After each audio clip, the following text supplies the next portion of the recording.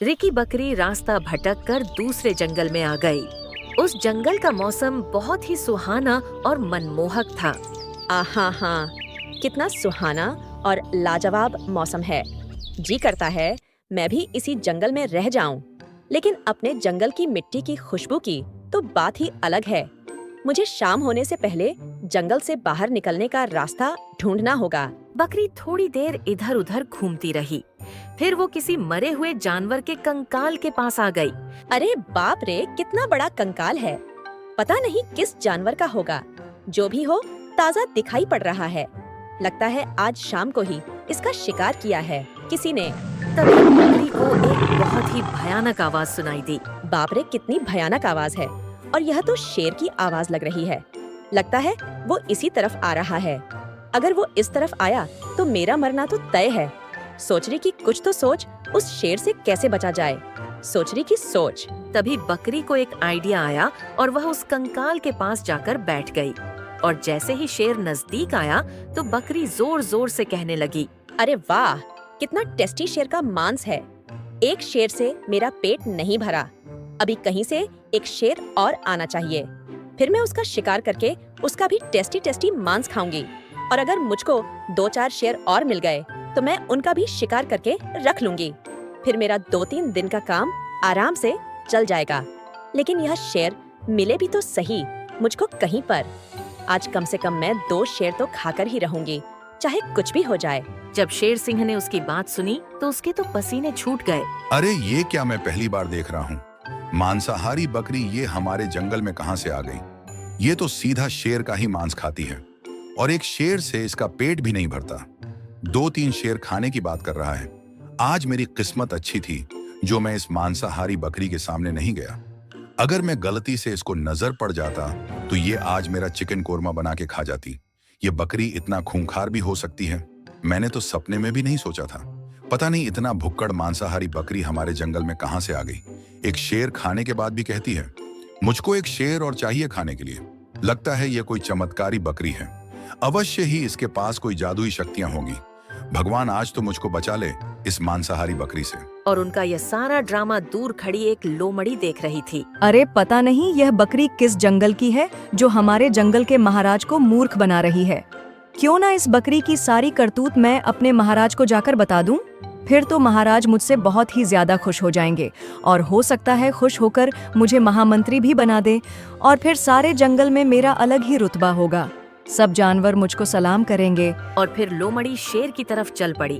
लेकिन बकरी ने लोमड़ी को शेर की तरफ जाते हुए देख लिया और वो सोचने लगी, अरे ये लोमड़ी शेर की तरफ क्यों जा रही है, वो भी इतनी जल्दी में।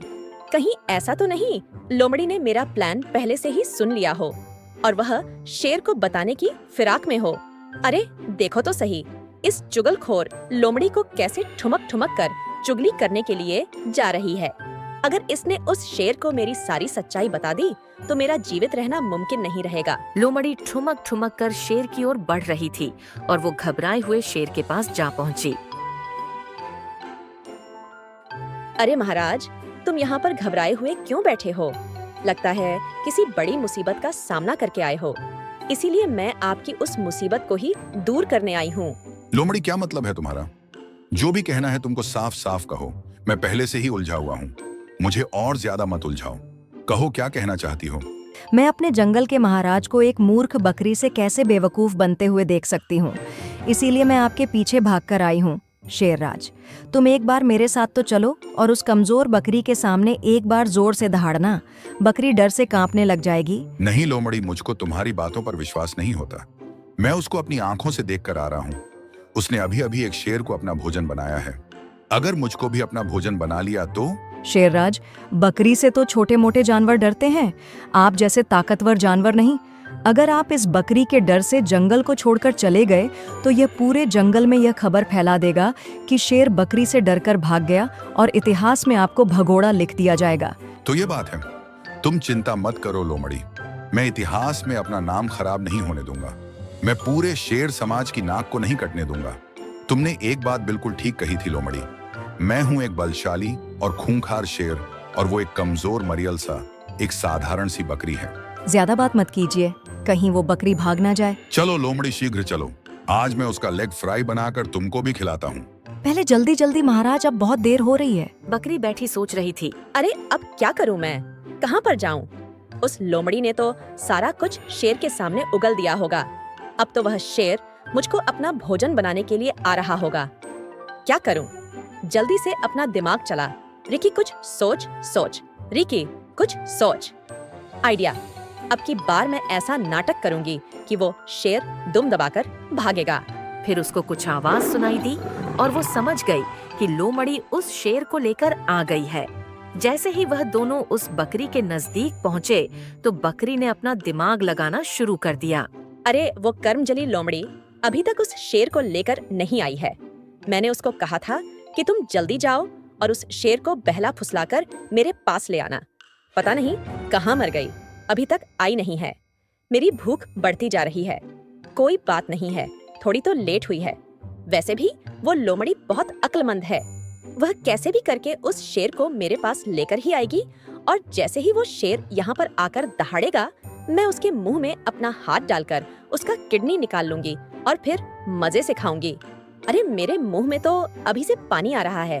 अरे बाप रे, भागूं यहाँ से। लोमड़ी के जरिए मुझको फंसाया जा रहा है। और तो और ये लोमड़ी भी उससे मिली हुई है। इस मांसाहारी बकरी का तो प्लान मेरा किडनी निकालने का है।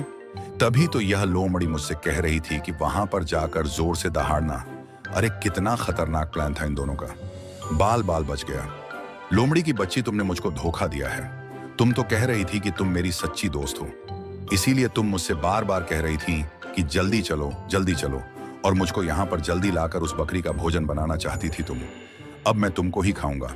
अरे मूर्ख शेर, तुम मुझको क्या खाएगा? अगर तूने मेरी तरफ एक भी कदम बढ़ाया तो मैं उस मांसाहारी बकरी को आवाज लगाकर इस तरफ बुला लूंगी।